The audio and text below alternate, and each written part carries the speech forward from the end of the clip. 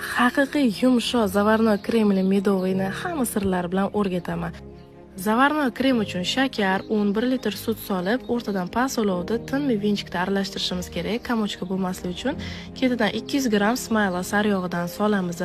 Vinchikda yaxshilab aralashtirib eritib, ketidan strech bilan o'rab sovutishga olib qo'yamiz. Xamiriga tabiiy asaldan ishlatdim. Xohlasangiz suvni ishlatsanglar bo'ladi. Chimdim soda solib 8-10 minut past olovda jigarrang rang bo'lguncha qizartirishimiz kerak. Ketidan sariyog' soldim va gazdan o'chirdim. Endi 6 ta tuxumni shakar bilan yaxshilab ko'pirtiramiz.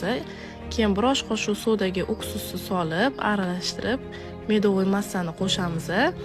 Endi esa unni solib, 600 gram un manda yaxshilab vinchikda aralashtirib, mana massamizni to'rga bo'lamiz.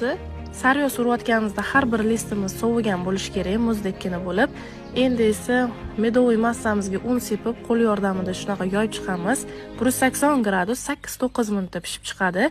Chetlarini olib, blender choper yordamida maydalab tashlaymiz. Sovigan korjimizga sovigan kremimizni solamiz. Agar qaysidir biri issiq bo'lsa, kremimiz erib ketadi.